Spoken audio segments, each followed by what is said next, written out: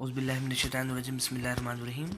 सूरह बनी Israel chapter number 17 आयत नंबर 83-84। और आदमी पर जब हम इनाम करते हैं तो वो एराज़ करता है और पीठ मोड़ लेता है, और जब इसको तकलीफ़ पहुंचती है तो वो नाउमीद हो जाता है। कहो कि हर एक अपने तरीक़े पर अमल कर रहा है,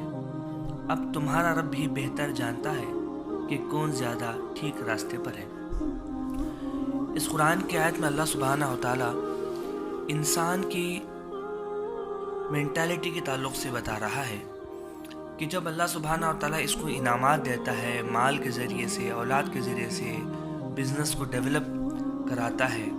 और इसके ज़रिए से कई पैसे ये कमा लेता है, तो इंसान क्या करता है? अल्लाह की जो बताई हुई बातों को छोड़ के और अल्लाह के इनामात को याद करके शुक्र करने के बदले वो ये समझता है कि ये जो माल मैंने कमाया है मेरी जहानत का नतीजा है, ये मेरी प्लानिंग्स, ये मेरी कोशिश, ये मेरी मेहनत का नतीजा है और इसका फल मुझे मिल रहा है। और कई बातें ऐसी होती हैं जो हक़ की होती हैं, उसको वो ठुकरा देता है, उसको मानने से इनकार कर देता है, जिसको अल्लाह सुब्हानहू व तआला ने यहाँ पर कहा है कि वो पीठ मोड़ लेता है, यानी वो बातों का इनकार कर देता है। और जब इसको तकलीफ़ पहुंचती है तो वो नाउमीद हो जाता है।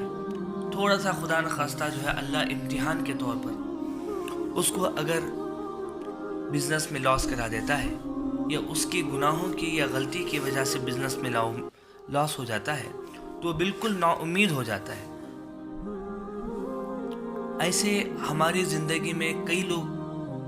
रोज़ाना बेस पे जो है हम देख सकते हैं कि लोगों की मेंटालिटी इसी तरह से बदलती रहती है। जब थोड़े से पैसे आ गए, थोड़ा सा पैसे जो है कमाना सीख गए, थोड़ा सा बढ़ गया, जितनी ज़रूरत है उससे ज़्यादा पैसे मिल गए, तो इंसान ये समझता है कि ये सारी चीज़ें मैंने कमाई, मैंने किया,